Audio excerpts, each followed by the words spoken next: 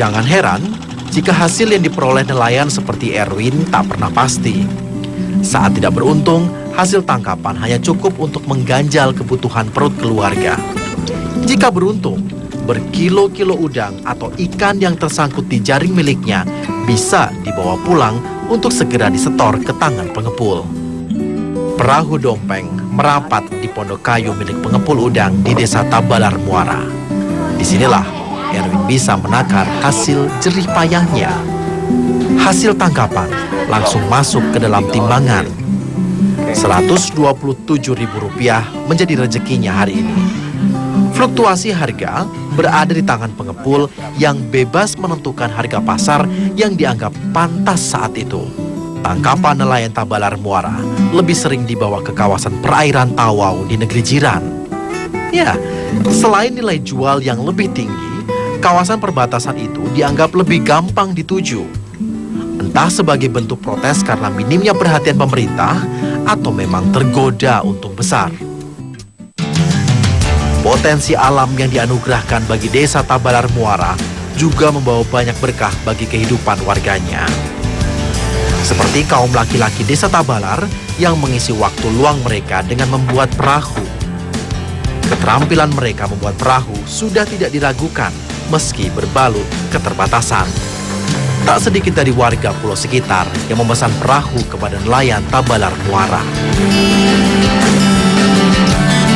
Aktivitas pengolahan lanjutan ini biasanya berupa pengasinan ikan atau pembuatan terasi yang lebih banyak dilakukan oleh kaum perempuan.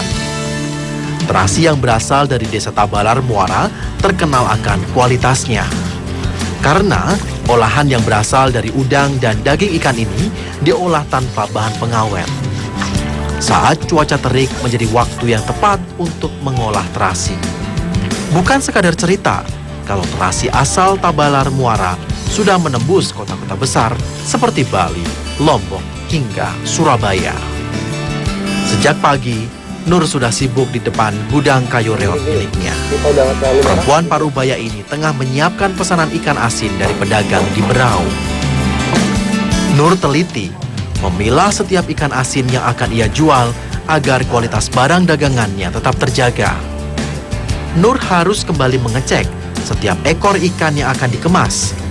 Jika ada yang rusak, ia pun akan langsung membuangnya. Pengasinan ikan seperti ini memang tidak terlalu rumit. Setelah ikan dibersihkan dan dicuci menggunakan air laut, akan kembali dijemur hingga kering. Setelah itu, akan kembali dikemas untuk segera diantar ke setiap pembeli. Jadi ini ikan asin juga salah satu komoditi yang paling banyak dihasilkan oleh warga di Tabalar Muara ini.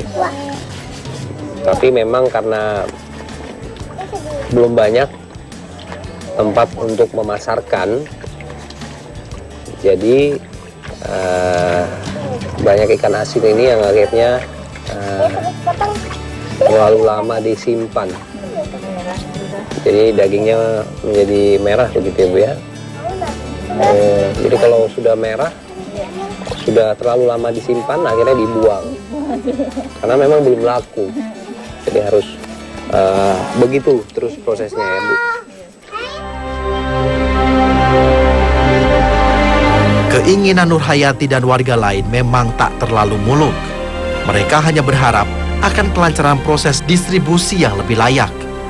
Lagi-lagi, mereka harus mengetuk pintu hati pemimpin negeri ini untuk memberikan akses serta sarana yang memadai agar kehidupan yang telah mereka upayakan dengan perasan keringat bisa sedikit berbuah manis.